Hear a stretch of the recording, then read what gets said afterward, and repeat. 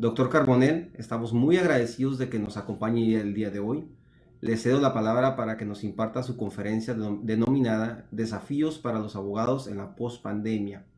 Solo como comentario, las preguntas y respuestas se pueden hacer en el chat o de manera verbal al final de la conferencia.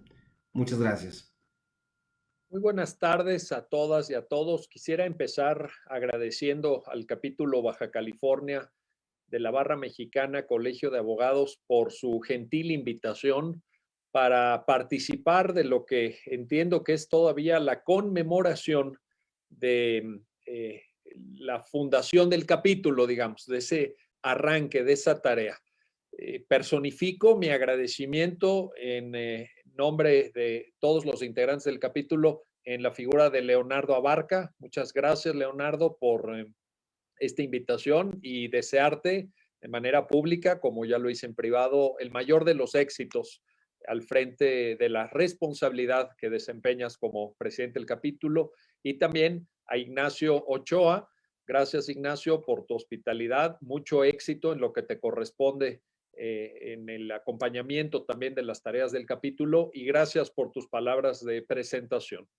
Saludo con mucho gusto a todos los integrantes del capítulo, a las personas que me distinguen con su presencia virtual, con su asistencia a este conjunto de reflexiones que, como muy bien dijo Ignacio, pues tratan de delinear lo que pienso, supongo que será un escenario del ejercicio de la abogacía en la pospandemia. Y la primera idea que quiero compartir con todas y todos ustedes esta tarde es que debemos de estar preparados para una crisis que va a ser una crisis larga. Hay gente que dice, no, ya estamos del otro lado, ya está ahí la luz al final del túnel, ya pasamos lo peor.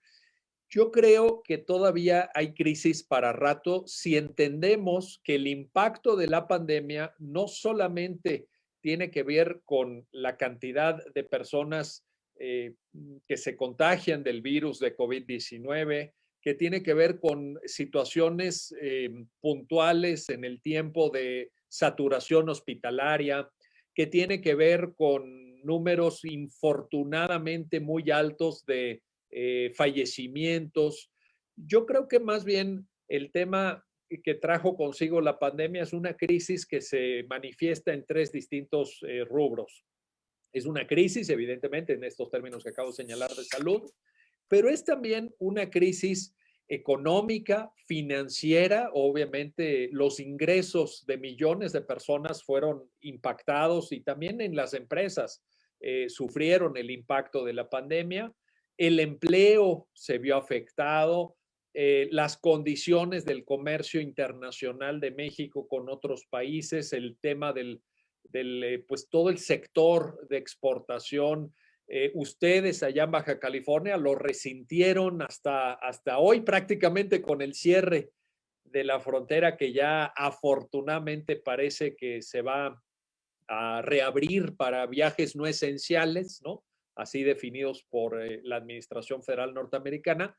Así que yo creo que hay también un segundo sector de la crisis financiero, económico, en el empleo, que ese no podemos decir que ya esté superado, que ya se haya recuperado. Algunos análisis del Banco Mundial, por ejemplo, sitúan la recuperación plena del empleo en México hasta el año 2025. Y si nosotros tomamos en cuenta factores de crecimiento del Producto Interno Bruto, vamos a estar por ahí del 26, 27, apenas situándonos en indicadores levemente arriba de lo que traíamos en 2019. Así que mi primer mensaje en esta tarde es: no podemos confiarnos, no debemos, a pesar de lo duro que han sido estos 20 meses, de lo difícil que ha sido y de las ganas que todos tenemos de dejar atrás esta pesadilla, yo creo que no debemos de confiarnos. Yo creo que es una crisis que nos va a acompañar, nos guste o no, nos va a seguir acompañando y cuyo impacto se va a seguir sintiendo, desde luego, en los próximos meses, tal vez en los próximos años. La segunda idea que quiero compartir con todas y todos ustedes es que la pandemia de COVID nos obliga en el sector jurídico a imaginar nuevas formas de trabajar.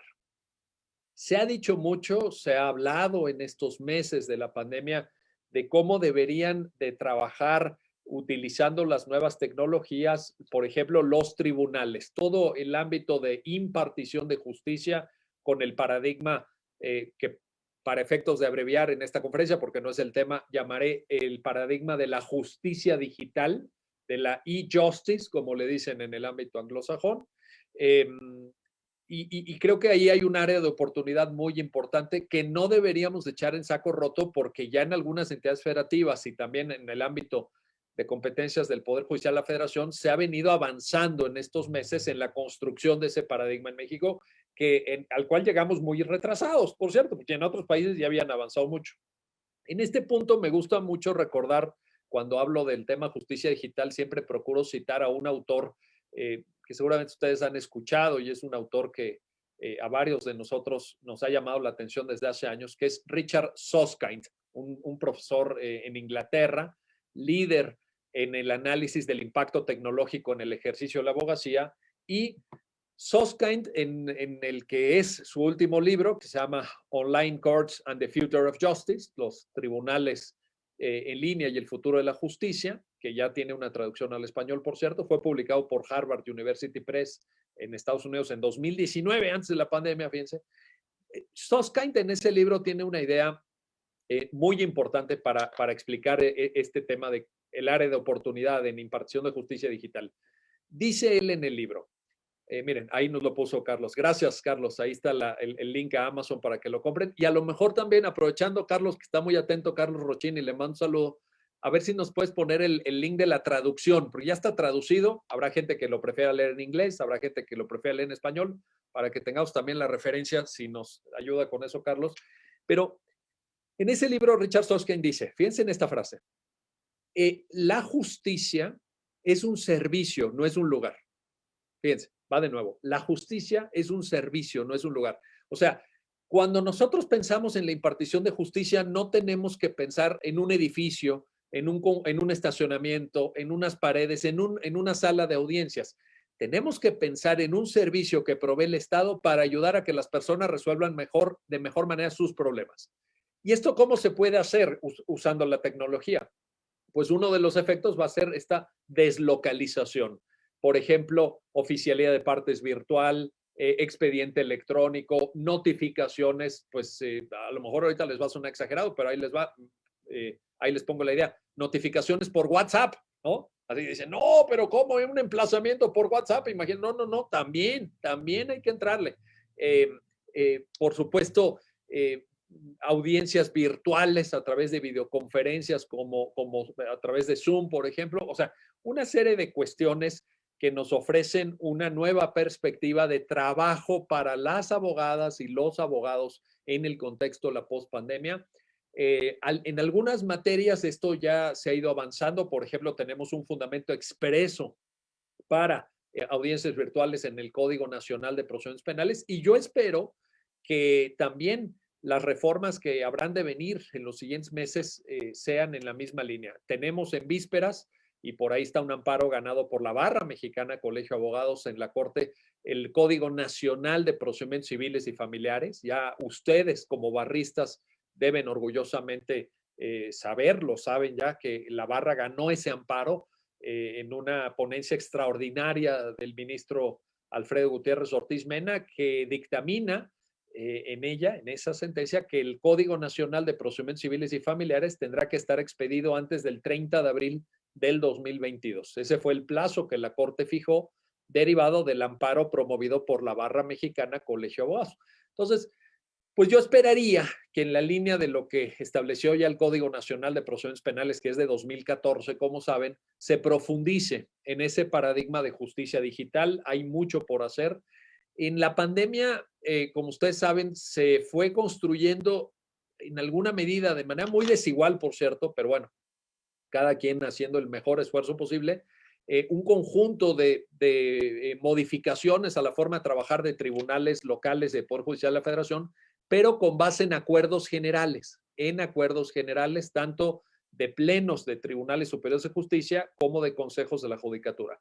Esto no es lo correcto. De una vez se lo digo con todas sus letras, esto no es lo óptimo, Los acuerdos generales pueden servir para cuestiones administrativas, organizativas internas, etcétera, pero si tú lo que quieres es construir un nuevo paradigma de justicia digital, lo tienes que hacer a través de cambio legislativo. Aquí hay que involucrar al legislador porque las reglas tienen que ser reglas parejas y tienen que ser reglas claras y se tienen que satisfacer requisitos tan obvios como el principio de reserva de ley, principio de legalidad en sentido amplio, etcétera. Luego, esto de imaginar una nueva forma de trabajo, también pongo a consideración de ustedes el impacto que para los abogados, las abogadas, tiene el llamado teletrabajo o el trabajo desde casa, etcétera. Esto es un reto fenomenal que obviamente no nada más afecta al ámbito jurídico, creo que es un reto del mercado laboral en términos generales, pero que también va a tener un impacto específico en nuestro ámbito de trabajo.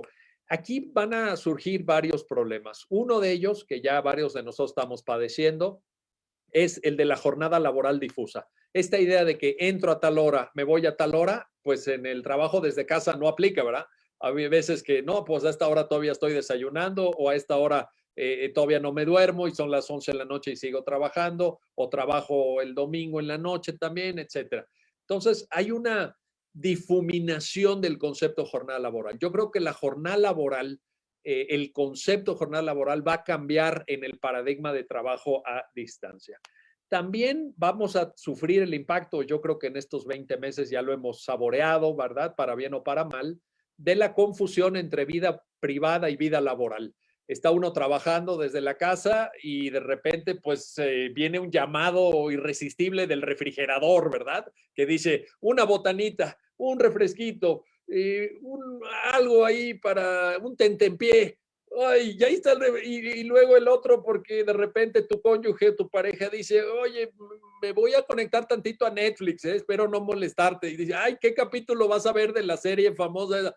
Y entonces esa confusión entre vida pública y vida privada, cuando de repente en los domicilios de muchos colegas no hay tanto espacio, ¿no? Porque uno dice, bueno, yo tengo mi biblioteca, yo menciono, pues hay gente que trabaja desde la sala, hay gente que trabaja en la cocina, hay gente que trabaja en el comedor de su casa. No está tan fácil llevar a cabo esa separación y, repito, yo creo que en estos 20 meses lo hemos podido atestiguar de manera muy, muy palpable.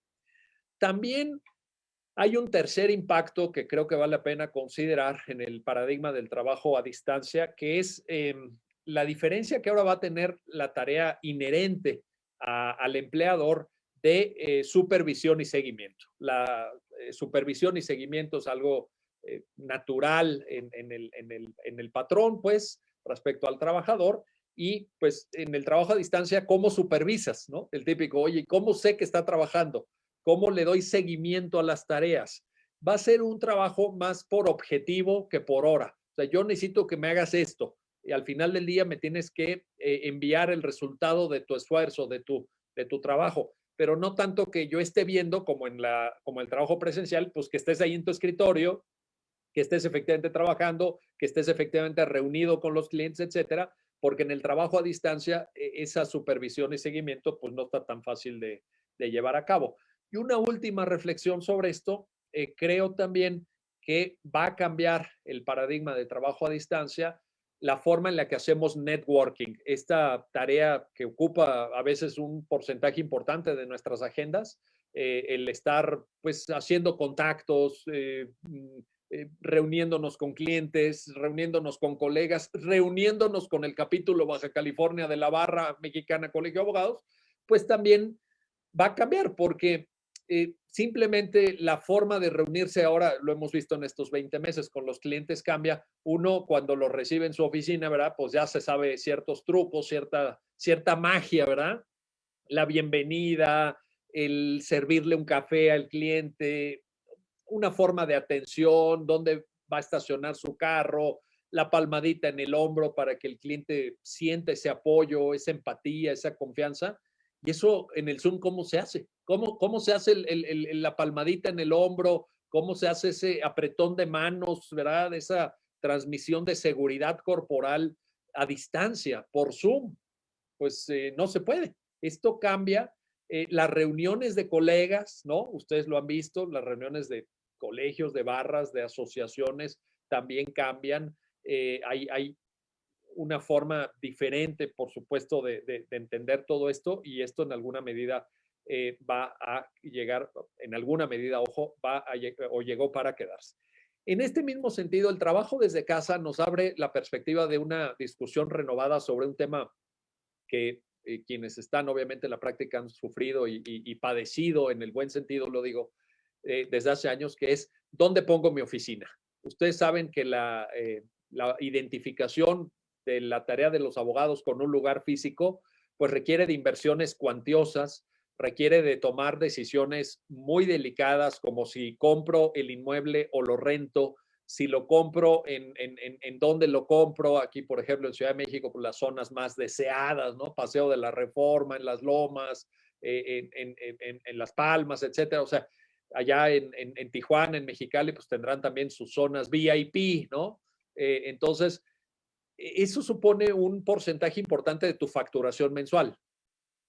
¿Qué tanto ahora le tienes que dedicar a eso si trabajas desde tu casa o si tienes a una parte de los integrantes de tu despacho trabajando desde sus propios domicilios y eventualmente se reúnen una vez por semana unas pocas horas y se pueden reunir en una cafetería, en un de estos de lugares de WeWork, ¿no? De lugares de oficinas virtuales que te alquilan por horas, etcétera?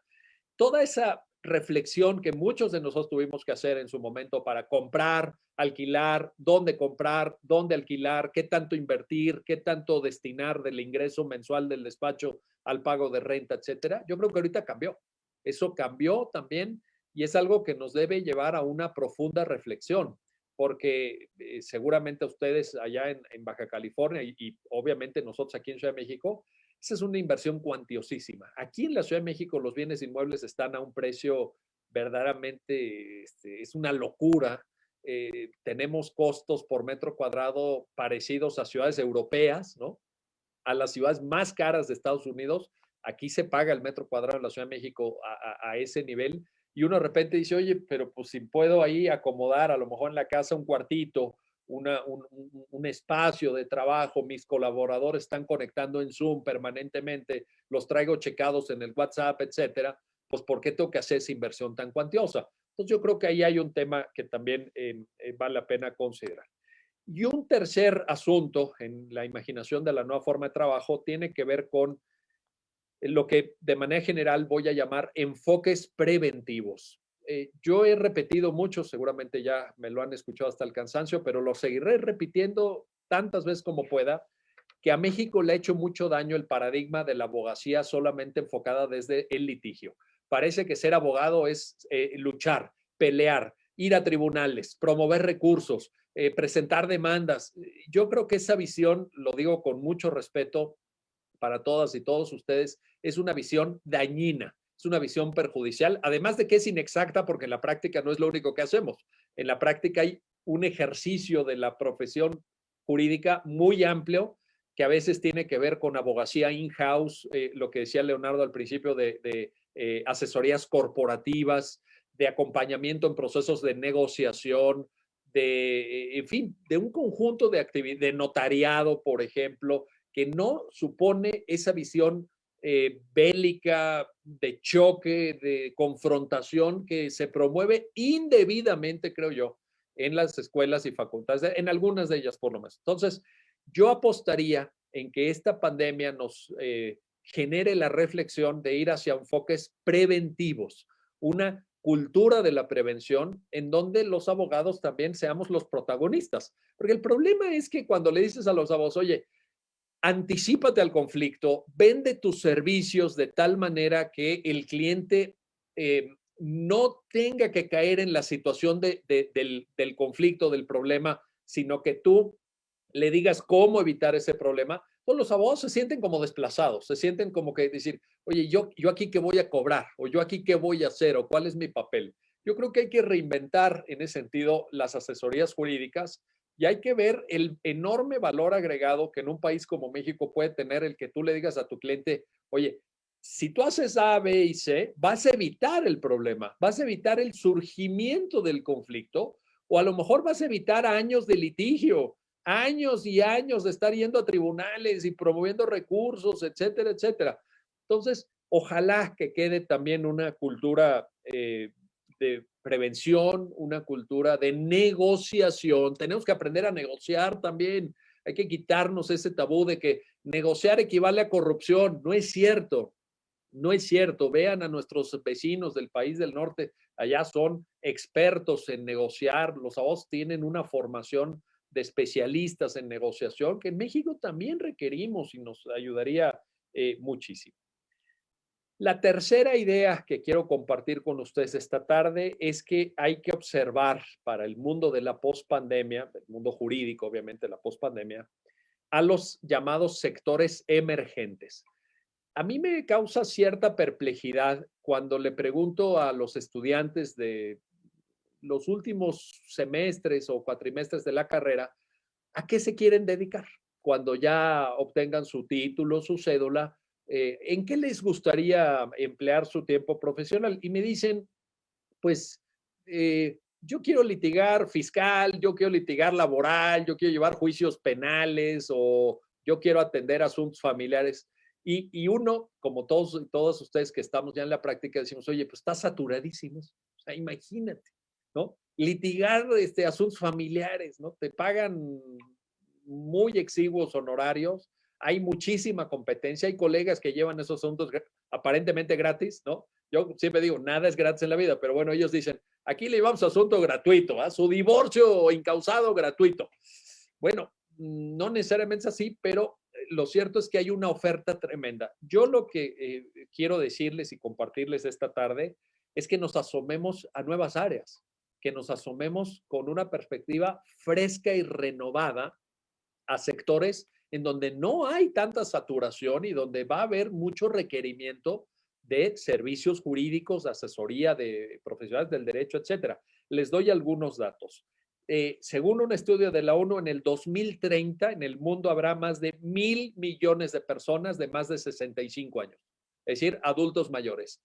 Esos adultos mayores van a necesitar servicios jurídicos. A lo mejor algunos, no dudo que se vayan a divorciar, pero la mayoría, ¿en qué estarán pensando? Estarán pensando en seguros, estarán pensando en régimen jubilatorio, estarán pensando en comprar una segunda residencia en un lugar más barato para disfrutar de sus años dorados, estarán pensando en a lo mejor casas de retiro también, ¿no? Etcétera.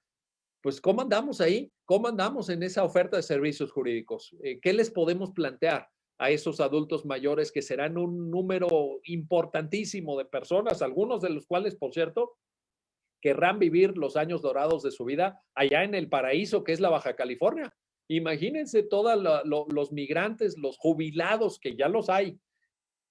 Habrá más jubilados norteamericanos, canadienses que quieran disfrutar de esas bellezas naturales incomparables de la Baja California, allá en Ensenada, pues en toda esa parte de las playas de Rosarito. Bueno, ¿qué les digo? Si ustedes saben más que yo de eso, ¿verdad? Entonces, ahí hay una oportunidad. Dos, es obvio, llevamos años viendo advertencias, anuncios, semáforos amarillos y hasta rojos, que viene una crisis hídrica en el planeta. Viene una crisis muy fuerte por desabasto de mantos acuíferos, de agua potable, etcétera. Y yo creo que ahí tenemos también otro sector de oportunidad. Todo lo que tiene que ver con provisión de recursos hídricos, con administración de cuencas acuíferas, con explotación de mantos freáticos, etcétera, etcétera. Todo el régimen jurídico del agua, digamos, desde su comprensión como derecho humano, porque el derecho de acceso al agua es un derecho humano, dice el artículo 4 de nuestra Constitución, hasta los usos industriales, comerciales del agua. Ustedes saben que la venta de agua embotellada en México mueve miles de millones de pesos cada año y también requiere de asistencia jurídica, requiere de debates jurídicos sobre todo el tema hídrico. 3, cambio climático, lo observamos ahora en la famosa reunión de Glasgow de las Naciones Unidas allá en Escocia. El cambio climático no es una especie de apocalipsis que va a venir dentro de 3 siglos, etcétera. El cambio climático ya está aquí, ya es una realidad, ya está sintiéndose el impacto del cambio climático en muchas regiones del planeta, y México, que tiene dos litorales muy importantes en el Golfo y en el Pacífico, pues lo va a resentir de manera brutal. ¿Qué podemos aportar los abogados, las abogadas en materia de cambio climático? ¿Qué podemos aportar en el debate ahora tan actual en México de la reforma energética, mejor dicho, contra reforma energética, del uso de energías renovables, de la generación de electricidad a través del uso de energía eólica, solar, del modelo centralizador y contaminante que propone el gobierno federal en su iniciativa de reforma a la Constitución, etcétera? O sea, ahí hay un tema jurídico también, hay un tema jurídico que nos tiene que convocar y que tiene que generar la participación de los profesionales del derecho. Y luego, por poner otro ejemplo de los muchos que cabría mencionar, pues yo, obviamente, por razón de la actualidad del tema, llamaría la atención de ustedes en el derecho de la salud, en el derecho de la salud. Bajo esta etiqueta englobo varios ámbitos temáticos, entre ellos todo el régimen jurídico de seguros, ¿no? Es muy, muy importante. La industria de seguros en México ofrece grandes oportunidades de trabajo para los abogados y abogadas. Todo el régimen jurídico hospitalario. Yo no sé si ustedes se han metido a estudiar esto, pero es una jungla de normas jurídicas, normas oficiales mexicanas, ley general de salud, reglamentos, etcétera. En los hospitales requieren mucha asesoría jurídica.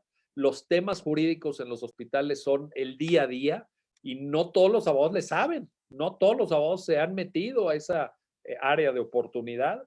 El régimen jurídico también, dentro del mismo tema de derecho a la salud, el régimen jurídico de los medicamentos.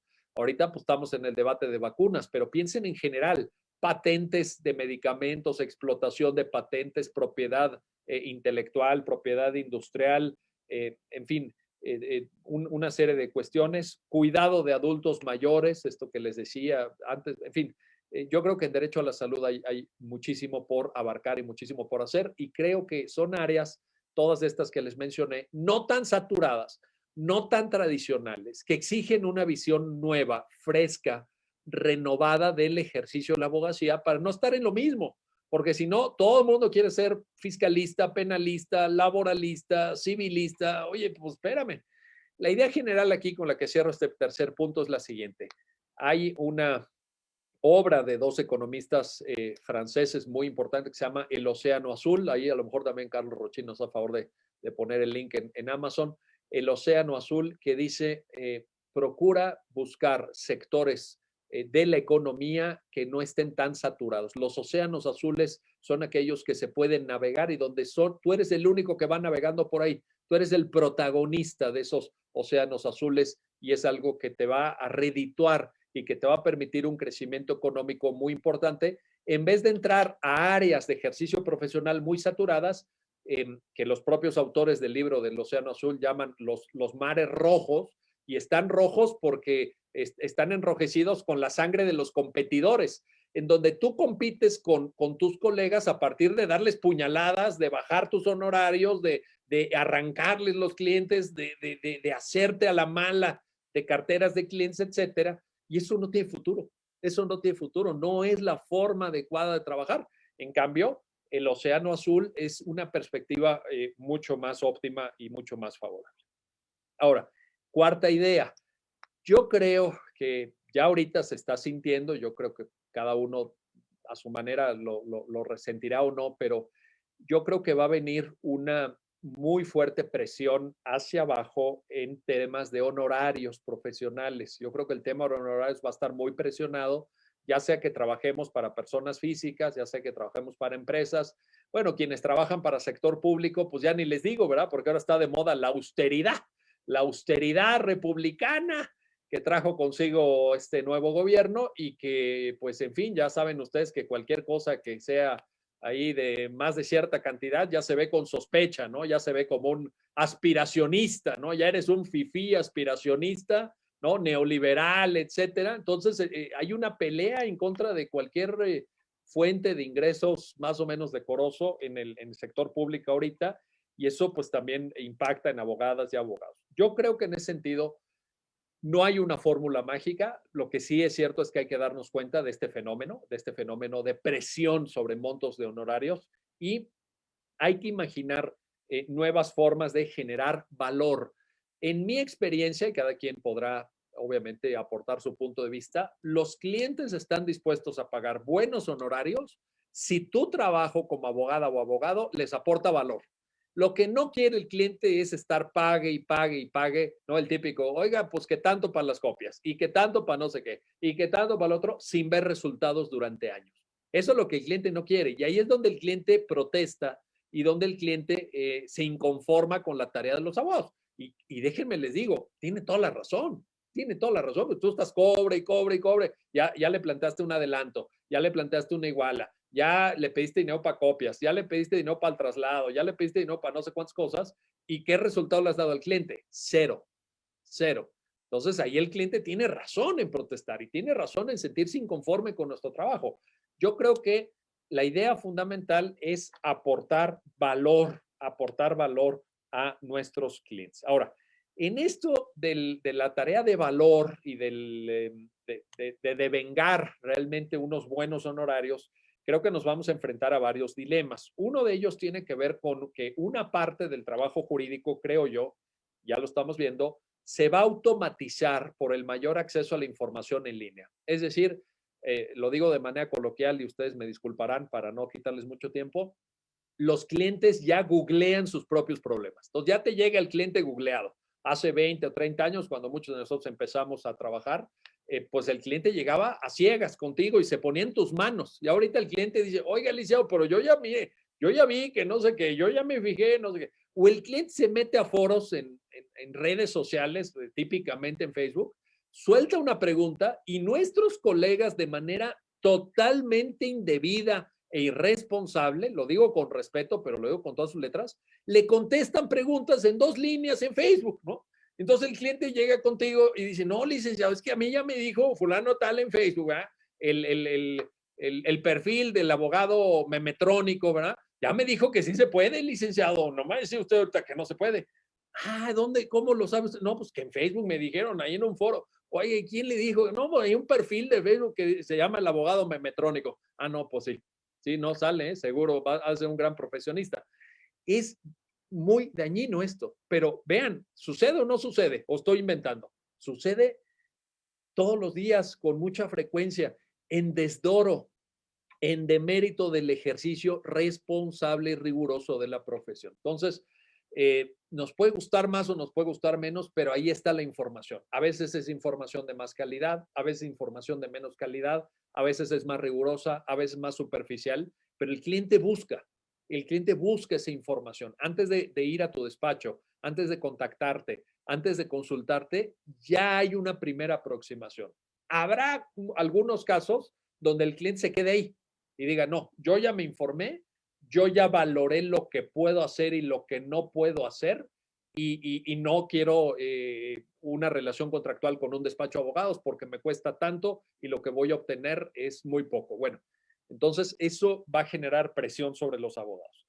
También otra parte va a sufrir lo que el propio Richard Susskind llama la transformación, ya no digamos, el mayor acceso a información, sino la transformación por el uso de nuevas tecnologías del ejercicio profesional de la abogacía.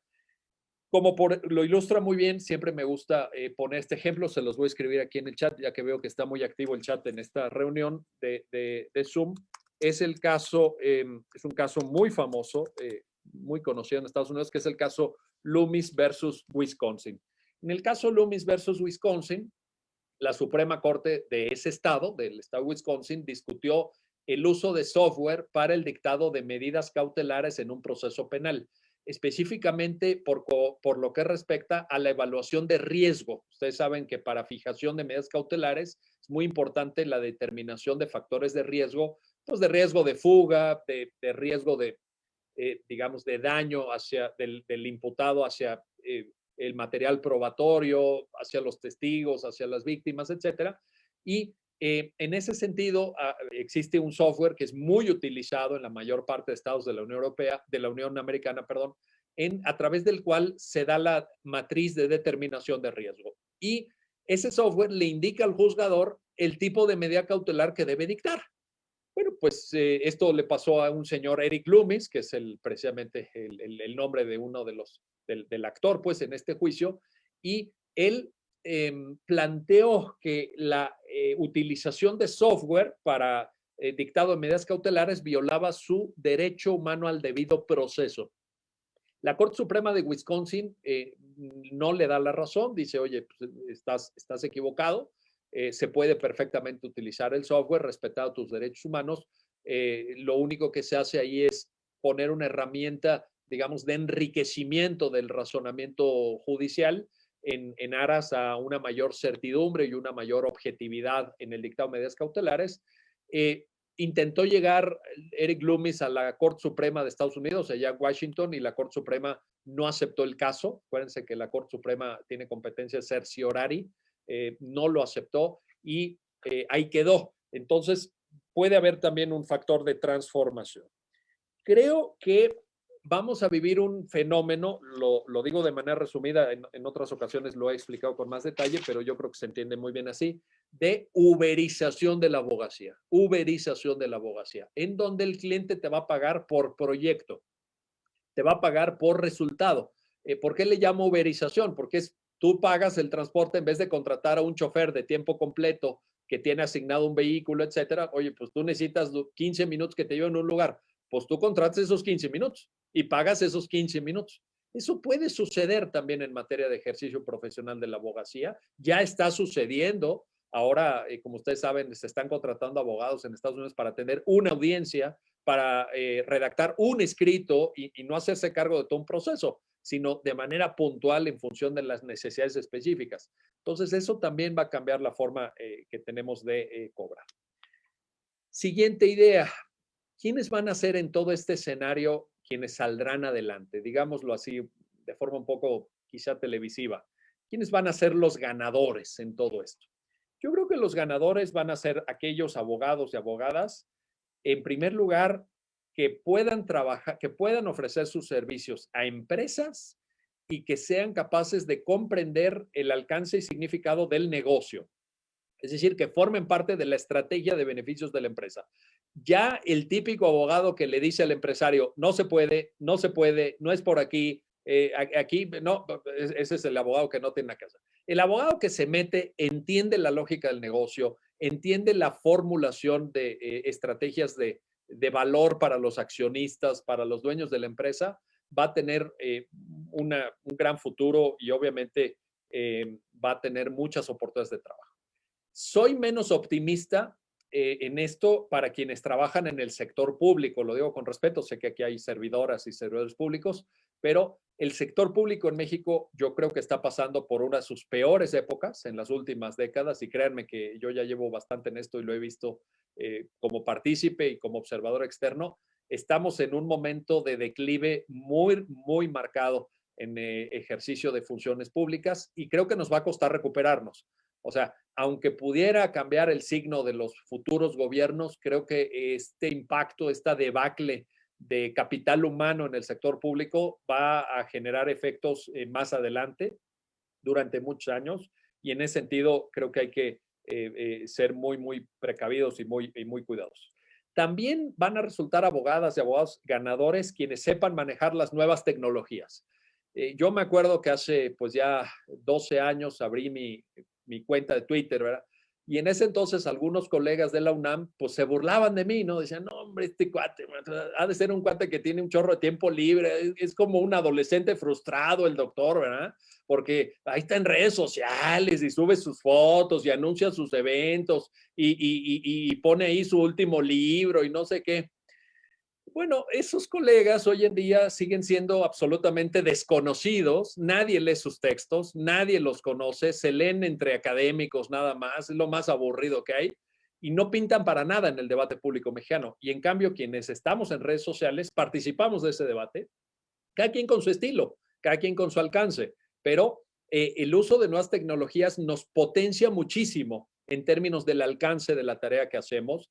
Yo ahora les puedo decir que sin exagerar, un 40% de mis clientes nuevos me contactan por el Messenger de Facebook, por ejemplo, cosa que antes era impensable, un 40%, ¿no? Antes te llamaban al despacho Ahora te mandan un mensaje de Messenger, de Facebook, oiga, licenciado, necesito esto, necesito lo otro. Ya les das el teléfono, piden una cita, se formaliza, pero el origen está ahí. Te ven en Facebook, te ven en YouTube, te ven en Twitter y eso permite una exposición muy, muy importante. También serán ganadores aquellas abogadas y abogados que sepan trabajar en equipo. Esa figura del abogado como una especie de Don Quijote, ¿no? Como un llanero solitario que está en su despacho, que a lo mejor tiene un asistente para las tareas administrativas, pero que fundamentalmente trabaja solo. Esa abogacía que algunos llaman artesanal, yo creo que tiene sus días contados. Es más, yo creo que ya es del pasado. Yo creo que eso no tiene futuro. Yo creo que eso después de la pandemia no es algo que va a dar buen resultado. Por el contrario, lo que hay que hacer es armar buenos equipos, equipos interdisciplinarios, equipos que compensen tus áreas de oportunidad, porque luego hay abogados, ustedes lo saben, que a la hora de buscar socios, buscan socios que sean igualitos a ellos, ¿no? Pues no, lo que tienes que buscar son socios diferentes a ti. Si a ti te gusta, si tú eres ratón de biblioteca y te gusta arrastrar el lápiz, pues búscate un socio extrovertido, que le guste ir a las reuniones, que juegue golf con los clientes, que se vaya al restaurante, que vaya al desayuno, que no se pierda un evento de la barra, etcétera. Y tú estás arrastrando el lápiz redactando los conceptos de violación, pero que se compensen los conocimientos, las habilidades, las capacidades y que se integren buenos equipos. También serán abogados ganadores aquellos que se enfoquen en dar soluciones y no en alargar los problemas. El paradigma litigioso que tanto daño le ha hecho a la abogacía, como ya lo mencioné hace un rato, uno de los problemas que tiene es que te genera un horizonte de tiempo para la solución del problema enorme. O sea, yo hace unos meses, antes de la pandemia, me consultaban un tema laboral unos chavos que tenían una startup, ¿no? Una de estas empresas de nuevas tecnologías, etcétera. Traían ahí un tema de una posible demanda por despido injustificado y en la consulta me dicen, oiga, doctor, si esto llega a las juntas de conciliación y arbitraje, como en cuánto tiempo podremos obtener una solución, ¿verdad? Y bueno, pues aquí con la experiencia de la Junta Local de la Ciudad de México, yo les dije, honestamente se los dije, vaya, porque esa es la realidad. Les dije, miren, pues 2 o 3 años. No, me dijeron 2 o 3. No, hombre, imagínate, en 2 o 3 años ni estamos seguros de que nuestra empresa vaya a seguir existiendo. O sea, para un millennial ahorita, para un joven que tiene 22, 23, 24 años, si tú le dices que la solución de su problema va a llegar en 2 o 3 años, no, lo ven así como, usted es un dinosaurio, ¿no? O sea, usted, imagínate, es gente que ya creció con el celular en la mano y que le pica un botón y llega un carro a recogerlo en 3 minutos, ¿verdad? O que quiere comer algo porque le dio hambre y se mete a Uber Eats y llega la comida a la puerta de su casa, ¿no? O sea, cosa que a mi generación nunca se nos había ocurrido. Bueno, pues ahí está. Entonces, creo que en ese sentido, lo que requieren ahora las nuevas generaciones de clientes es que te enfoques en soluciones, no en problemas. O sea, a ellos no les importa, no, es que ahorita, no, espéreme, mire, porque yo acabo de promover la revisión adhesiva de no sé qué, del el 17º amparo que fue otorgado para efectos de, no, les da igual eso a los clientes. Los clientes no quieren esa jerga, no quieren ese enfoque que, insisto, prolonga y alarga el tiempo de solución de los problemas. Lo que quieren es resolverlos a bajo costo y de manera rápida, de manera veloz, porque es la generación del tiempo real. Es la generación del tiempo real y para ellos un horizonte de 2 o 3 años es muy, muy largo. Y yo creo que lo hemos visto nosotros también en los despachos, cuando de repente llegan a pedir trabajo estos jóvenes, ¿no? Recién egresados, y dices, oye, ¿y qué horizonte de tiempo tienes tú para el despacho? ¿Te quieres quedar cuánto tiempo? Dicen, no, yo sí me quiero quedar con usted mucho tiempo, tal vez 6 meses. Bueno, no, para ellos mucho tiempo son 6 meses. Dice, no, yo licenciado voy a estar con usted trabajando mucho tiempo, tal vez 6 meses. Bueno, imagínate, mi generación pensaba que mucho tiempo eran 10, 15, 20 años en un despacho, en una fuente de trabajo. Y ahorita los jóvenes dicen que tienen un gran compromiso contigo si se quedan 6 meses en tu despacho. Pues imagínate lo que esa generación espera de servicios jurídicos. Le dices, su asunto va a estar listo en 3 años, pues francamente no eres una opción para ellos, ¿verdad? O sea, van a buscar otra manera de resolver sus problemas, por supuesto. Y finalmente, creo que también los abogados y abogadas ganadoras van a ser quienes tengan voluntad y disciplina para seguir aprendiendo de por vida. una gran lección que nos arrojó la pandemia, creo yo lo digo a título personal, pero seguramente alguno de ustedes lo compartirá, es que sabemos muy poco y que estamos muy mal preparados y que hay muchas áreas del ejercicio de la abogacía que desconocemos, en las cuales nos tenemos que meter, tenemos que perfeccionarnos, incluso en aquellas áreas que se supone que ya conocíamos o en las que podríamos haber pensado que éramos expertos, tuvimos que volver a darle vueltas, tuvimos que volver a repensar muchos temas, muchos enfoques, muchos asuntos, y creo que esa voluntad y disciplina de seguir aprendiendo de por vida, de asumirnos honestamente, transparentemente como estudiantes de por vida. A mí de repente cuando me preguntan, oye, ¿usted qué hace? ¿Usted qué se dedica? No, pues yo soy estudiante de Derecho. Oiga, pues ya está usted medio viejito, ¿va? Para ser estudiante de Derecho. Pues es la verdad. Pues yo estudio Derecho todos los días estudio, todos los días aprendo, todos los días leo algo nuevo y todos los días procuro crecer como profesional del derecho. Y yo creo que esa es la actitud correcta. Yo creo que hay que estar dispuestos, hay que tener humildad, para decir, esto no lo sé, esto tengo que aprenderlo, esto tengo que revisitarlo, esto tengo que reforzarlo, etcétera, etcétera. Termino con dos ideas. La penúltima, que según en mi listado es la sexta, es que creo que en el contexto de la pospandemia hay que ejercer la abogacía con responsabilidad social. Y les doy algunas ideas, porque sé que en la barra mexicana Colegio de Abogados esto se maneja con mucha frecuencia. Yo creo que tenemos hoy como nunca la responsabilidad, sobre todo los colegios de abogados, pero yo creo que en general todos, de estar revisando el marco jurídico aplicable, formular iniciativas de reforma constitucional, iniciativas de reforma legislativa, y no pensar que, pues como somos ciudadanos y votamos y tenemos legisladores, pues ellos van a hacer su chamba. La verdad es que no. Ustedes lo saben y lo han visto. Aquí hay legisladores de algunos partidos que han sido insaculados por una rifa, ¿no? Han metido los nombres en una urna y digo, oye, a ver, agarra fulano, oye, es el más preparado, no sé. Oye, ¿y sabe algo de derecho? Pues, ¿quién sabe? Oye, ¿tiene un título universitario? Pues no, pero pues es aquí cuate de no sé quién. Y así están nuestros legisladores. ¿Ustedes de verdad creen que el mejoramiento del marco jurídico pueda provenir de ellos? Yo sinceramente no lo creo. Entonces, tenemos que asumir esa responsabilidad nosotros. Tenemos que participar en esos debates activamente, no solamente reactivamente. Ah, ya llegó la iniciativa presidencial de reforma constitucional en materia energética, entonces yo salgo con un desplegado, con un manifiesto y digo que está mal por A, B y C. Oye, ¿y tú qué propusiste? ¿Y tú qué idea tienes en ese tema? ¿Tú cómo te adelantaste ese debate? No, pues yo no puedo, ¿verdad? Porque estaba organizando el desayuno. No, pues no organizo el desayuno. Lo primero y más importante es tener un marco jurídico moderno, un marco jurídico adecuado para los desafíos y necesidades del presente. En segundo lugar, creo que también tenemos que poner atención, y ustedes en Baja California, pero pues ahí también veo que hay gente de San Luis Potosí, de otros estados, deben de colaborar en lo que puedan para el mejoramiento de la justicia local.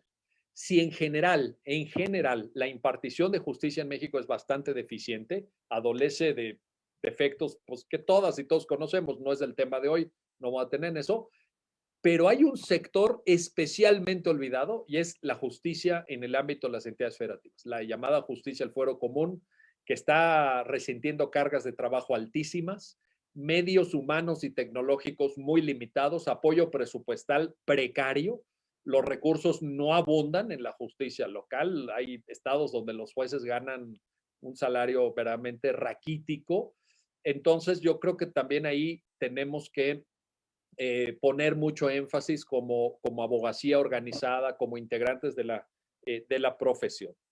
Tenemos que construir una cultura social de la prevención de conflictos. Miren, México es una sociedad atravesada desde una punta hasta la otra de conflictividad.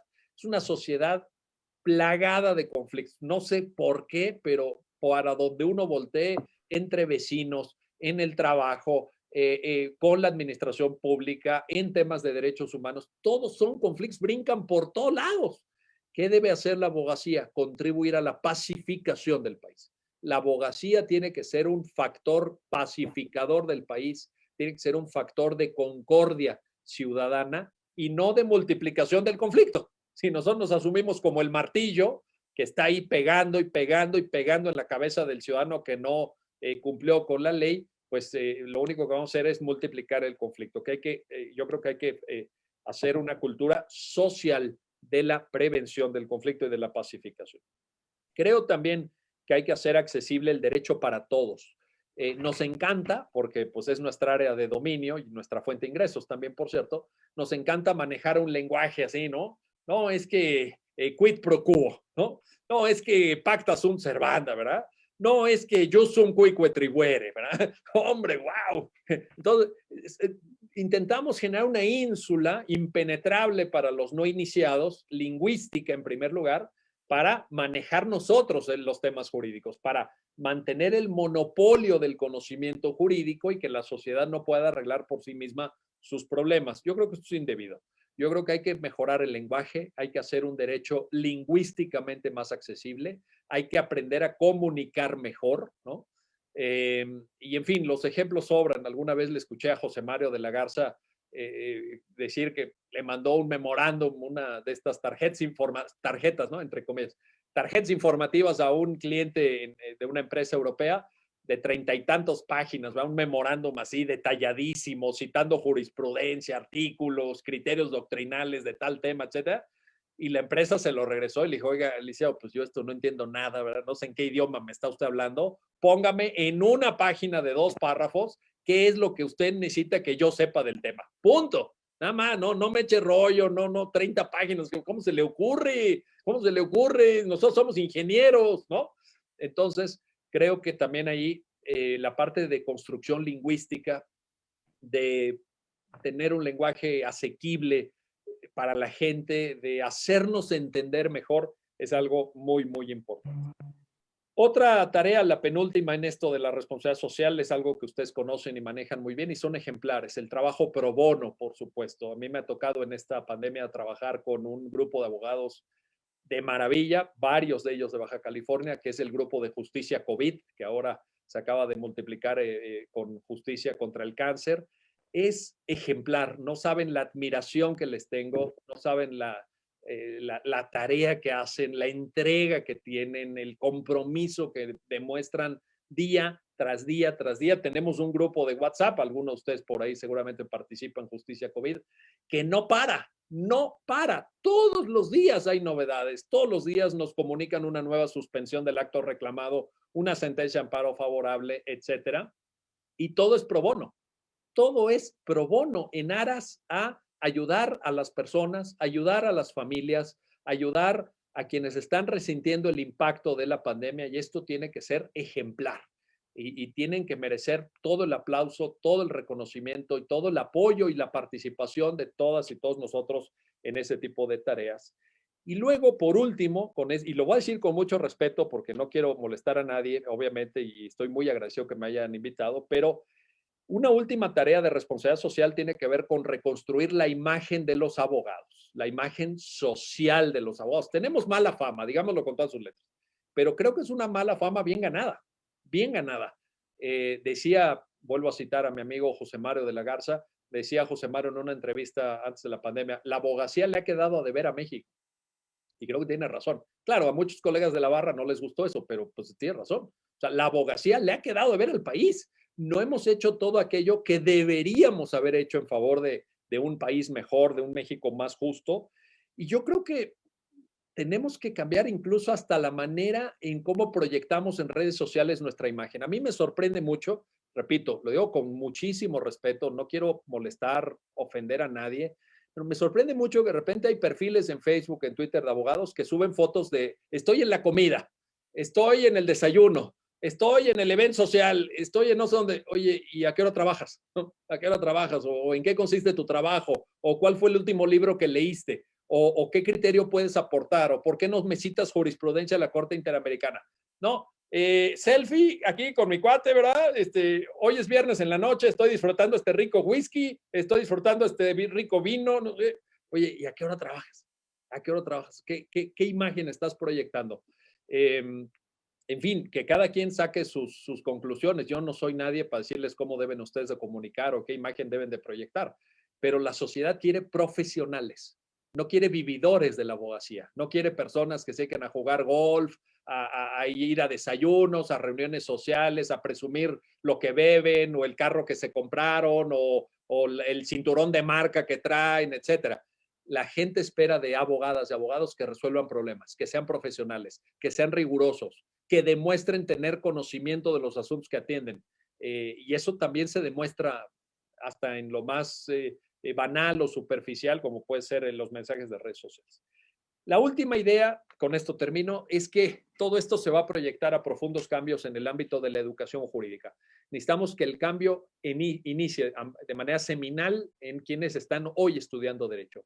Una abogacía, una educación jurídica, perdón, más enfocada a la práctica, menos enfocada a memorizar, ¿no? ¿Para qué queremos memorizar códigos si todos los códigos están en nuestro teléfono celular? Lo podemos acceder en 0.36 segundos a través de Google.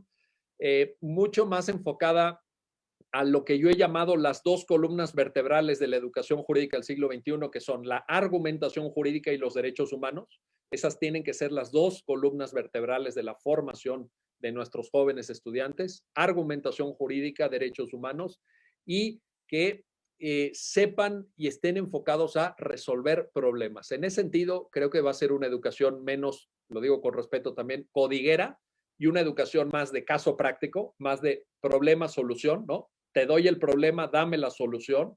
Te enseño no a memorizar, te enseño a buscar la norma aplicable, te enseño a crear el razonamiento jurídico, te enseño a recabar pruebas y a presentar las pruebas y te enseño a desahogar las pruebas, etcétera. Y no tanto esta pues formación que muchos de nosotros tuvimos en la escuela y obviamente estamos muy agradecidos, pero yo creo que no es suficiente en el siglo XXI, en donde nos pedían memorizar conceptos, donde llegaba el profesor y dictaba, donde, por ejemplo, a mí en la carrera nunca en ninguna materia me compartió el profesor una sentencia, un caso práctico, pues, un expediente. Nunca leímos, por ahí veo que hay personas que se interesan en esto y lo conocen muy bien, nunca leímos en mi generación una sola sentencia de la Corte Interamericana de Derechos Humanos, una sola no la leímos.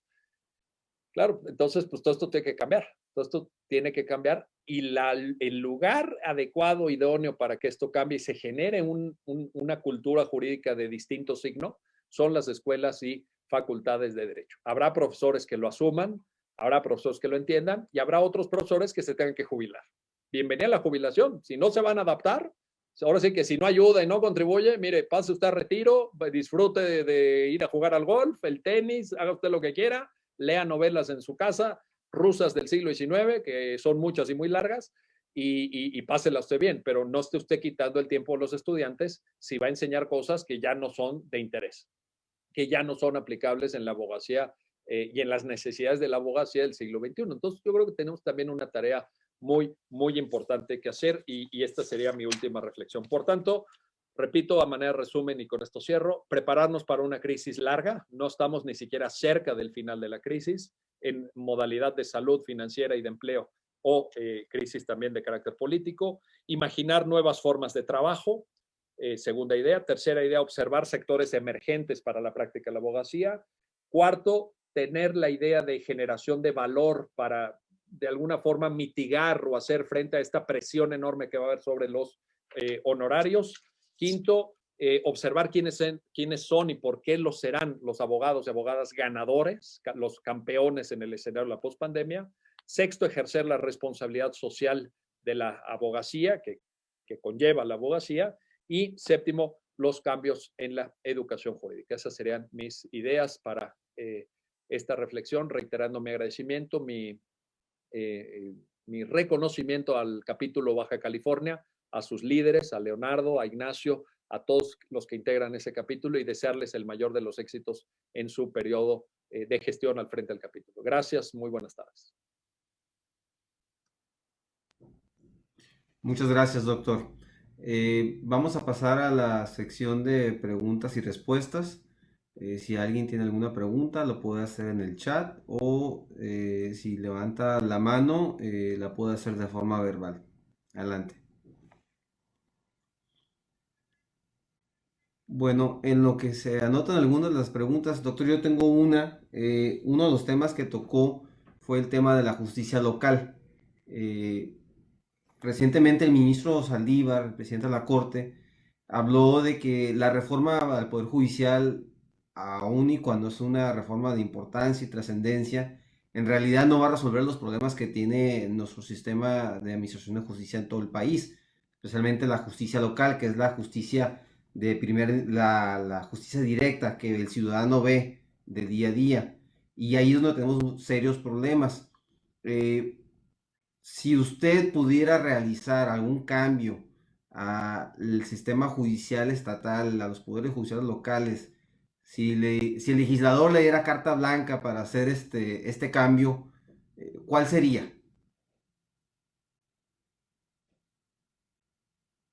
Gracias, Ignacio, por esta importantísima pregunta que nos convoca a reflexionar sobre uno de los puntos más débiles del Estado de Derecho en México. Eh, Tal vez abusando del planteamiento que haces con tanta generosidad, diría yo que no sería una propuesta, sino varias, y en diverso sentido. Por ejemplo, uno de ellos, de las propuestas que urgen a nivel de justicia local, tiene que ver con la eh, verdadera generación de una carrera judicial local, de una carrera judicial local. Esta idea de que llega el gobernador nuevo, quita y pone el presidente del Tribunal Superior de Justicia, pone y quita sus magistrados, fíjate, ¿eso qué? O sea, ¿eso como de dónde o qué? Necesitamos servicio civil de carrera en el ámbito de la justicia local. Segundo, necesitamos capacitación. A mí me sorprende mucho, yo, a lo mejor seguramente lo saben, les doy muchos cursos a jueces y a magistrados, a veces federales, a veces locales, y me sorprende mucho que, híjole, tienen una formación, incluso en lo básico, ¿no? En temas argumentativos, muy limitada, muy precaria. O sea, les hablas de autores que son parte del, ya no autores así como de ultra vanguardia, sino autores que creo que forman parte del mainstream, ¿no? Digamos, de la cultura jurídica general, no tienen ni idea, no han leído nada, no saben de qué les habla uno de garantismo y dicen, no, quién sabe qué es el galantismo, no, bueno, una cosa, una confusión enorme, ¿verdad?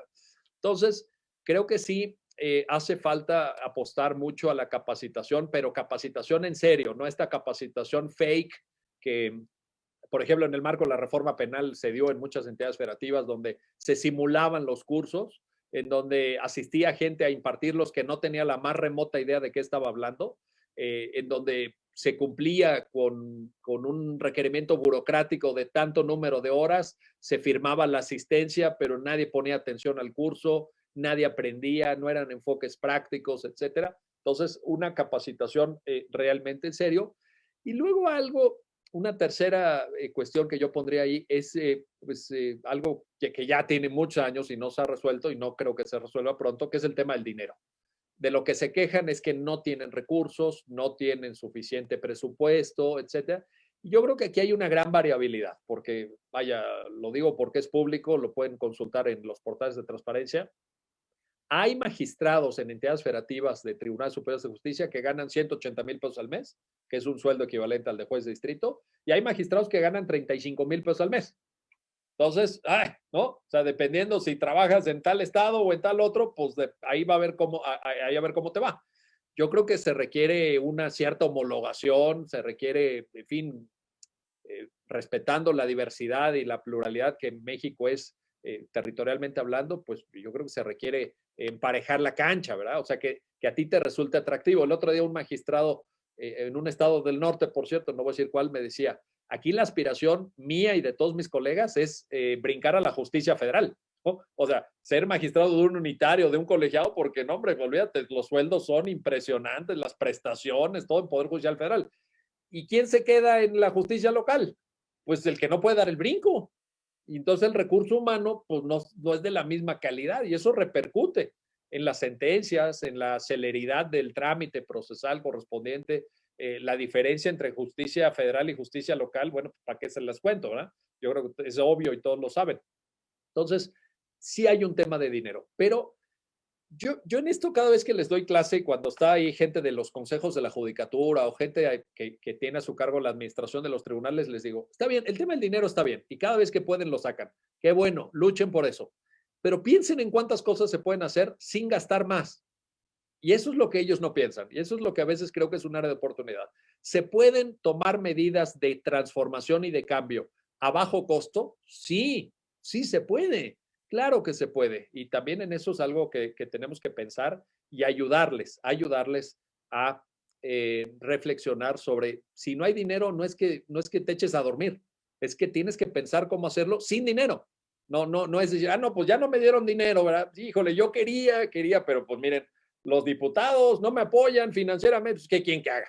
No, tu tarea es pensar el cómo sí, el cómo sí se puede, el qué es lo que yo voy a hacer. A lo mejor no voy a dar los 10 pasos que yo quería, pero voy a poder dar 2 o 3. Pues da esos 2 o 3, sin presupuesto o a muy bajo costo o con tus economías o a ver cómo le haces. Pero creo que esas serían mis sugerencias si tuviera una varita mágica para mejorar la justicia local. Gracias. Sí, digo, evidentemente el tema de la justicia cotidiana, que es el que tocaba Nacho, es un tema importante. Al inicio de la sesión comentaba pues, que desde mi punto de vista faltan reformas que se ajusten a la realidad que nos dejó la pandemia.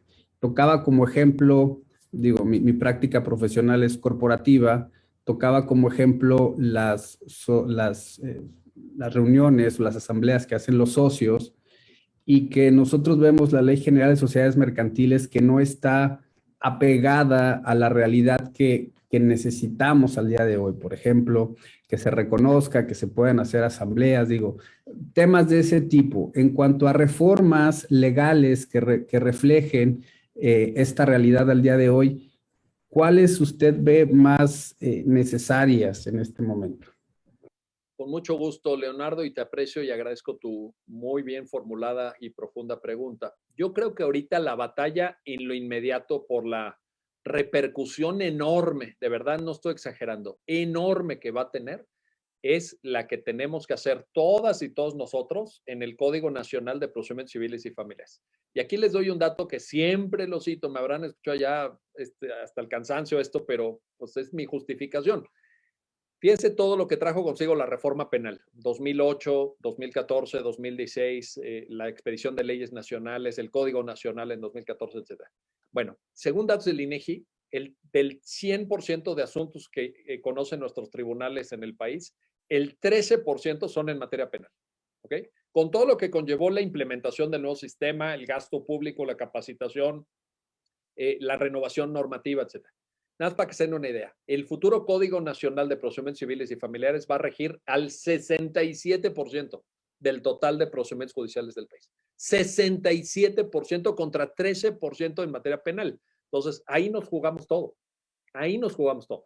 Claro, habrá cosas puntuales que habrá que ir trabajando. Tú señalas muy bien la Ley General de Sociedades Mercantiles. El Código de Comercio, pues es del siglo XIX, ustedes lo saben, ¿no? Aunque ha tenido muchas reformas, ya se incorporó la oralidad, temas de nueva tecnología en el Código de Comercio, pues, sí existen, pero yo creo que necesitamos una unificación mercantil, ¿no? Para que no sea sociedades mercantiles por un lado, títulos de operaciones de crédito por otro, Código de Comercio por otro, sino realmente una unificación legislativa y sobre todo una modernización. Pero la gran batalla hoy día, yo les diría, es ese Código Nacional que nos tiene que quedar bien. Digo, nos tiene como país, no porque yo le esté redactando ni nada, que no lo estoy, por cierto, pero nos tiene que quedar bien como país porque va a impactar en la vida, en la familia, en el patrimonio de millones de personas, literalmente millones de personas, y ahí sí no nos podemos dar la posibilidad de que no salga bien. Tiene que quedar bien ese código, un código moderno, tecnológico, un código de avanzada, un código de vanguardia como los que se han dado Ecuador, Colombia y Brasil. Los 3 países han dictado nuevos códigos de procedimientos o generales o de procedimientos civiles de 2015 para acá. Brasil, Colombia, Ecuador tienen nuevos códigos procesales totalmente escritos desde cero. Esos son los modelos que tenemos que seguir y en eso no le podemos fallar a México. No esta vez, es demasiado lo que está en juego. Excelente. La maestra Brenda Rangel también tiene una pregunta. Hola, buenas noches, doctor.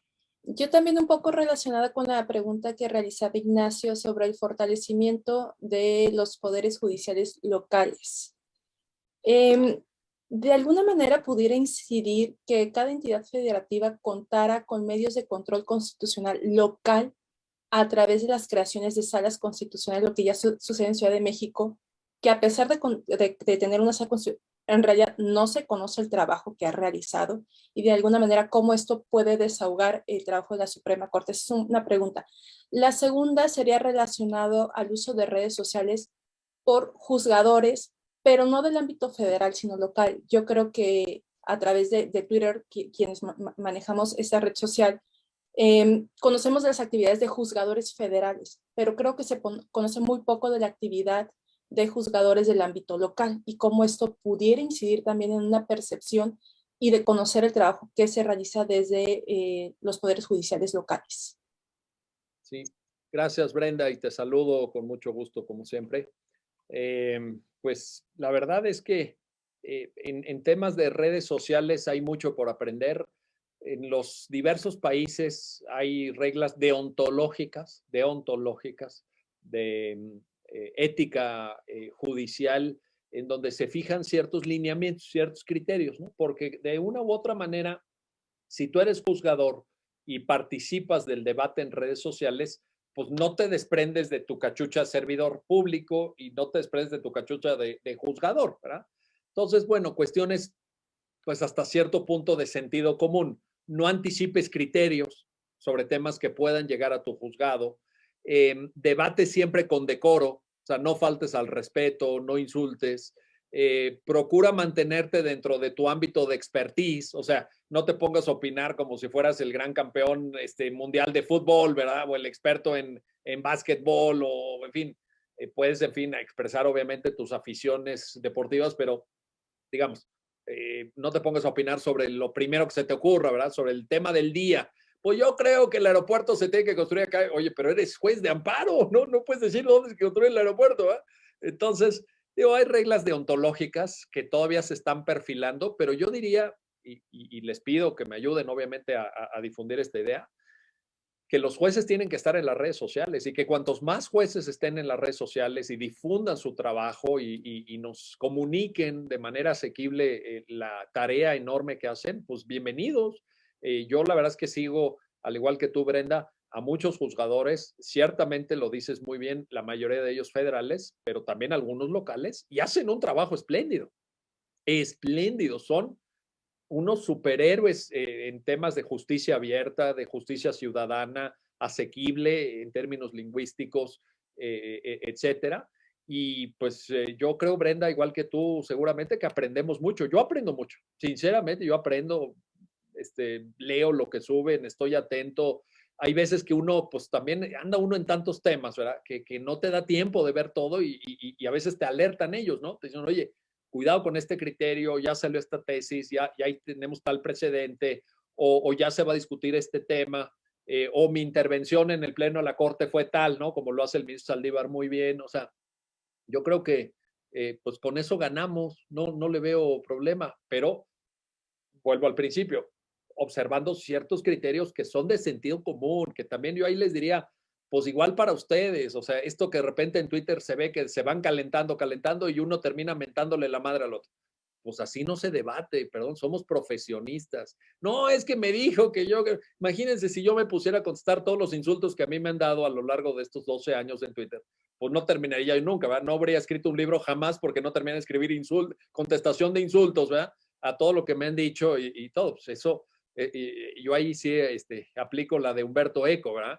Hay una legión de imbéciles en las redes sociales que en las redes tienen un megáfono y pues no hay que hacerles caso. Hay gente incluso pagada en las redes, hay gente a la que le pagan para estar haciendo trabajo de troleo, ¿no? Para estar fregándote. Yo digo que eso no hay que darle mayor importancia, es parte del debate público, abierto, desinhibido, como dijo New York Times versus Sullivan en esa fantástica sentencia de la Suprema Corte de Estados Unidos y forma parte de esto. En fin, yo invito a que usen las redes y a que todos nos beneficiemos de ella. ¿Cuál era la primera? Pero ahora me regreso a la primera, nada más, Brenda, recuérdame. Era la creación de medios de control constitucional local. Ahí, mira, ya tenemos, o sea, no es nuevo porque acuérdense que el tema del control constitucional local viene de la Constitución de Veracruz del año 2000, o sea, ya deberíamos de tener 2 décadas de experiencia. Yo creo que no ha cuajado del todo por una serie de razones que sería muy prolijo enunciar, pero creo que es una gran oportunidad. Yo creo que el federalismo mexicano consiste también en regímenes constitucionales diferenciados. Baja California tiene su constitución, Colima, Quintana Roo, Chihuahua, y esas constituciones requieren, volviendo al clásico Hans Kelsen, su garantía jurisdiccional. Es algo concomitante. Las formas de garantía de la Constitución, la defensa constitucional, diría Fixamudio. Entonces, pues sí se tiene que dar. Ahora, la pregunta es, ¿qué diseño para esa justicia constitucional local? ¿Con qué facultades? ¿Con qué alcances? Y sobre todo, ¿quiénes la integran? Porque hay veces que de repente lee uno fallos de justicia constitucional local dictados, lo digo con mucho respeto, por jueces que son de carrera judicial de asuntos civiles de toda la vida, que a la hora de brincar al razonamiento constitucional y de derechos humanos, pues no está tan fácil, ¿verdad? No está tan fácil, porque yo en esto sí creo, como lo ha explicado desde Ronald Dworkin hasta Conrad Hesse, pasando por un largo catálogo de teóricos y doctrinarios, yo sí creo que hay una especificidad de la interpretación constitucional. Es decir, no es lo mismo interpretar un código que interpretar una constitución. No es lo mismo aplicar un tipo delictivo que aplicar un principio constitucional en materia de derechos humanos. Y no es lo mismo hacer subsunción que hacer ponderación o test de proporcionalidad. Entonces, sí hay ciertos parámetros específicos que requieren de una formación. No es lo mismo, no, pues la sala constitucional. No, hombre, el magistrado civil que anda desocupado, ¿verdad? Que hace 5 años escribió un artículo, no sé qué materia, en el periódico, que venga y porque es el constitucionalista aquí afamado, ¿verdad? De la plaza y que integre sala. Híjole, pues el resultado está a la vista. No ha cuajado, pero yo sí creo que es necesario y tenemos ahí una gran área de oportunidades. Muchas gracias. Nuestro compañero Manuel Pérez Freire también tiene una pregunta. ¿Qué tal, doctor? Colegas, buenas noches. Gusto en saludarlos. De nueva cuenta, agradecerle aquí su presencia en el capítulo Baja California. Y bueno, regresando al tema de la pandemia, yo creo que uno de los temas que siempre nos han achacado y a los abogados que somos excesivamente formalistas.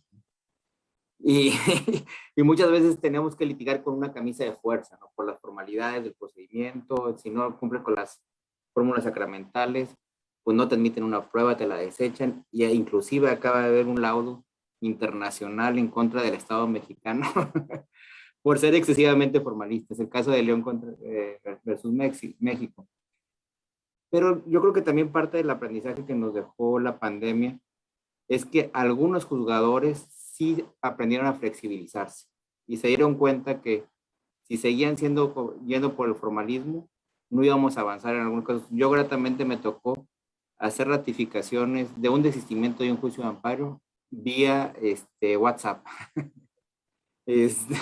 Que bueno, al final de cuentas empiezan a tomar ciertos riesgos medidos, ¿no? El escrito era mío, me puse en videoconferencia, la actuaria se comunicó y me pidió mi credencial, y a efecto de que yo no me trasladara en Senado, lo ratifiqué vía WhatsApp y funcionó. Pero aquí quisiera ver su opinión respecto, ahora sí que estamos en vía del Código Nacional, podemos aprovechar la enseñanza de la pandemia para quitarnos ciertos formalismos y también en base a esta resolución del Tribunal Arbitral. Gracias, Manuel, por tu pregunta. Te saludo con mucho afecto hasta allá. Esta pregunta es muy importante. Ahora, yo creo que tenemos un contexto que la pandemia, digamos, dentro de lo malo, ¿no? Dentro del enorme daño y el sufrimiento que trajo consigo la pandemia, pues tenemos que aprender a ver lo bueno. Y lo bueno es lo que tú precisamente señalas. Ahí hay un área de oportunidad importante. Pero además tenemos un párrafo expreso en el artículo 17 de la Constitución, que fue producto de aquellos debates, por ahí alguien lo mencionó, de justicia cotidiana, que privilegia la solución de fondo sobre las formalidades. Ese párrafo hay que recuperarlo, ahí está, y es un párrafo vigente. Yo creo que se invoca poco, yo creo que se utiliza poco, pero ciertamente ya forma parte de nuestro ordenamiento jurídico interno y como tal, pues es vinculante, es obligatorio. Y no quisiera tampoco en esto decir que el paradigma que nos espera hacia adelante es un paradigma desformalizado, que ponga en riesgo la seguridad jurídica o el principio de igualdad entre las partes o valores que también nosotros tenemos que contribuir a resguardar.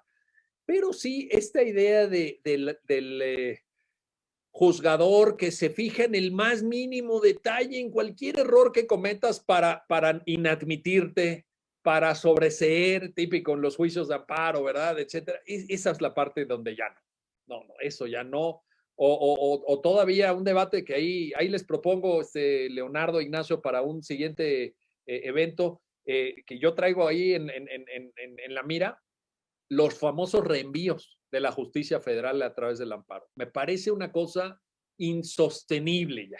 Empezó por la Suprema Corte y lo voy a comentar tan pronto pueda con los ministros, ministras, porque ya no puedes como Suprema Corte dedicarle meses a estudiar un asunto, meterte hasta el fondo de un asunto y terminar con una sentencita que hace una gran doctrina y dice al final, se revoca la resolución y se devuelve jurisdicción plena al colegiado para que en observancia de la doctrina señalada en el considerando fulano, emita la resolución que corresponda. Oye, o sea, pelotear los asuntos, ¿no? Como se dice coloquialmente. Yo creo que ahí tenemos una cosa de una práctica jurídica totalmente inaceptable. Lo hacen los colegiados, lo hace la Corte. Yo creo que esto tiene que cambiar. ¿Por qué lo digo? Porque me interesa mucho, Manuel, colegas, amigas y amigos, que no quede la imagen de que, no, flexibilizar es, o superar una visión formalista de la interpretación jurídica es hacer a un lado todos los requerimientos formales. No, se puede ser riguroso sin ser formalista, se puede ir a fondo y proveer de soluciones sustantivas a los problemas, observando las formalidades, o sea, no es blanco o negro, no nos vayamos al otro extremo tampoco, no nos vayamos al otro extremo porque no nos va a convenir a ninguno de nosotros, ni a los justiciables, por supuesto, pero sí hay que tomarnos muy en serio ese párrafo del 17, ojalá que se invoque, que se haga valer, que se tutele adecuadamente y podamos tener una justicia más de fondo y menos formalista en efecto.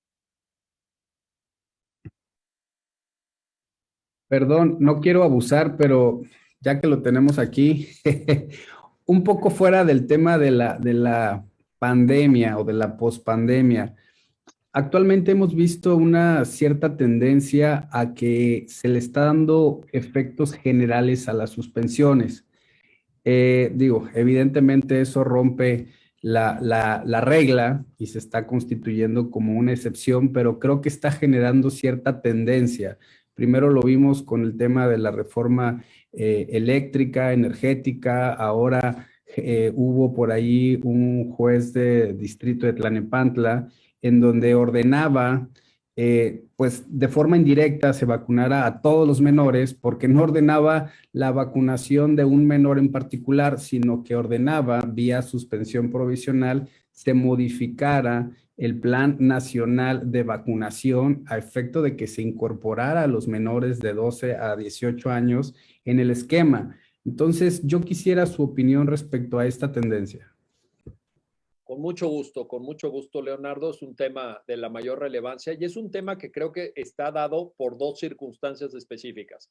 La primera de ellas es la importantísima, y aquí está Brenda que lo ha estudiado muy bien, reforma constitucional en materia de derechos humanos del 10 de junio de 2011. Yo creo que ahí hay un nuevo paradigma, lo digo sin exagerar, y yo creo que de ahí la Suprema Corte ha tomado muchos criterios en temas de interpretación pro persona, de interpretación conforme, de universalidad de los derechos, de progresividad de los derechos, que han permitido este tipo de base. Y en segundo lugar, ha sido una tendencia que también se observa no solamente en los incidentes de suspensión, sino en los cuadernos principales de la tramitación de juicio de amparo, porque de repente a mí me ha tocado ver sentencias de colegiados, incluso en la Suprema Corte, que vinculan respecto a los resolutivos a la sentencia, autoridades que no fueron señaladas como responsables en el juicio. Y de repente dicen, pues aprovechando este pronunciamiento, la autoridad que no fue llamada a juicio, que no fue escuchada, porque no compareció evidentemente, le ordeno que haga 1, 2 y 3 y 4 y ahí te va. Entonces, esta es una tendencia no solo respecto de la medida cautelar, sino de los cuadernos principales y de las soluciones de fondo, los amparos que se ha venido afirmando por parte de la Suprema Corte y que en alguna medida depende de esa concepción de los derechos humanos que la reforma 2011 trajo consigo, de unos derechos humanos interdependientes, indivisibles, progresivos, etcétera, que permite este tipo de avances. En el caso que tú citas muy atinadamente, Leonardo, del pronunciamiento de vacunación para menores de edad, pues yo creo que lo ilustra de manera nítida, fidedigna, porque ¿de qué sirve tener a un niño vacunado en un salón de clases?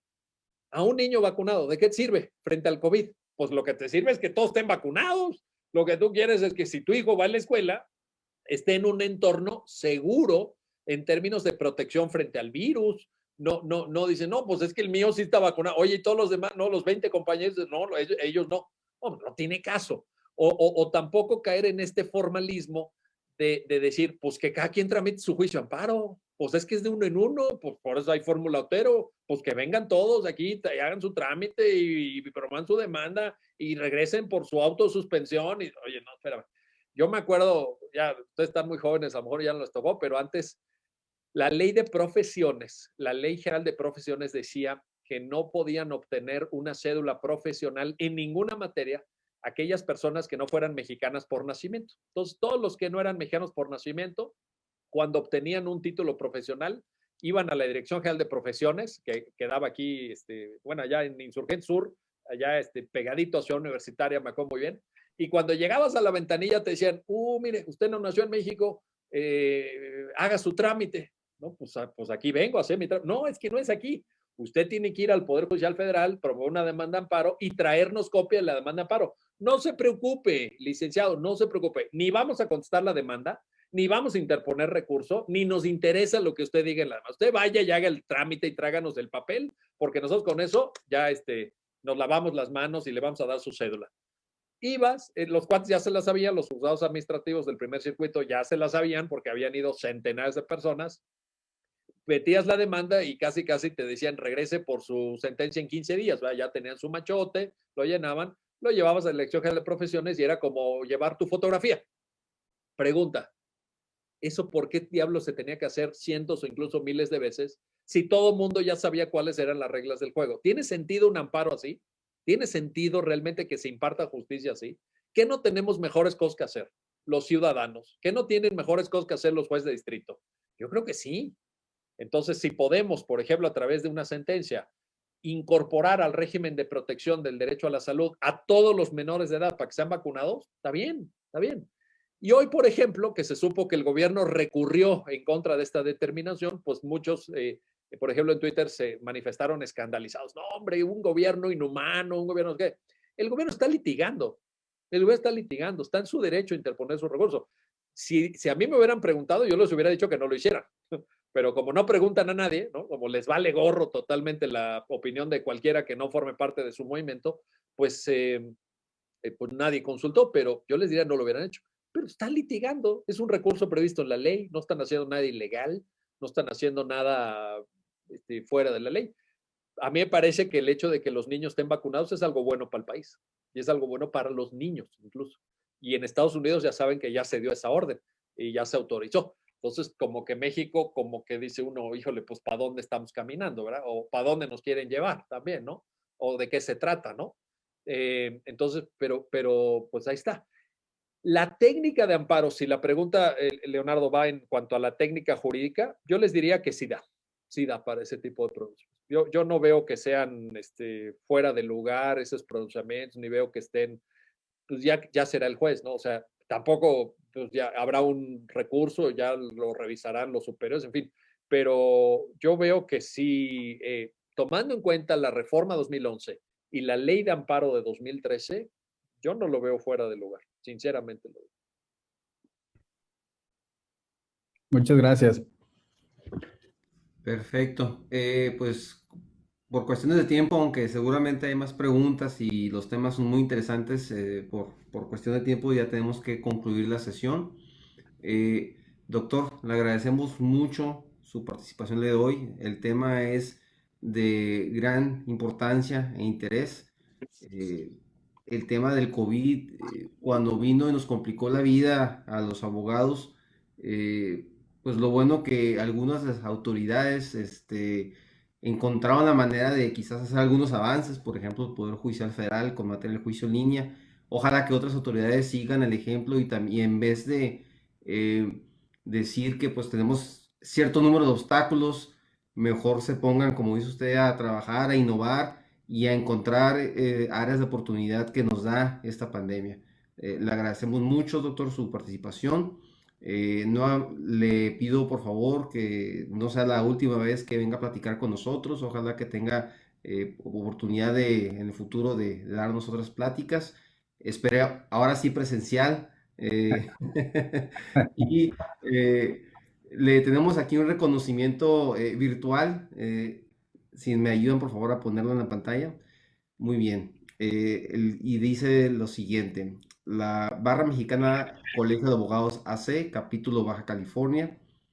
El capítulo Baja California de la Barra Mexicana Colegio de Abogados otorga el presente reconocimiento a Dr. Miguel Carbonell por su valiosa participación como ponente en la sesión virtual Desafíos para los abogados en la pospandemia. Tijuana, Baja California, a 8 de noviembre de 2021, y firma el maestro Leonardo Barca Jiménez, presidente del capítulo de Baja California de la Barra Mexicana Colegio de Abogados. Esperamos que se lo podamos entregar pronto físicamente, doctor. Y de nuevo, muchas gracias por su participación y muchas gracias a todos nuestros compañeros que nos acompañaron en la noche de hoy. Gracias, buenas noches, pásela bien. Gracias. Pues sí, unirme a la petición, doctor, de Nacho, en el sentido de que ojalá ya haya una oportunidad para que nos acompañe, ya sea presencial o bien aprovechando las bondades que nos brinda la tecnología y que nos acompañe igualmente como el día de hoy. También quiero agradecer la presencia de nuestra segunda vicepresidenta, la maestra Cristina Vizcaíno. Cristina, muchísimas gracias por acompañarnos. Y doctor, de verdad, me quedo con dos reflexiones, creo que son muy, muy importantes respecto a las conclusiones o a las visiones que usted tiene respecto a cuáles son los principales desafíos. Creo que la abogacía debe ser un factor de pacificación social. Me gustó mucho esa idea y el tema de la reconstrucción de la imagen de la abogacía, y son dos conclusiones que creo que van muy ligadas con la misión y con la visión que tiene la barra. Nosotros hemos, creo que, estado muy comprometidos con el ejercicio ético de nuestros miembros, y esa es una de las principales objetivos y visiones que tenemos como colegio. Entonces, asumimos con mucha responsabilidad el ser miembros de la barra. Entonces, pues, doctor, nuevamente muchísimas gracias, y a todos los asistentes, invitarlos a que sigan nuestras redes sociales para que estén en conocimiento de nuestros próximos eventos. Muchísimas gracias a todos. Muy buenas noches. Saludos, hasta pronto. Hasta luego. Éxito. Buenas noches. Saludos, Gracias. hasta luego. Gracias, doctor. Gracias.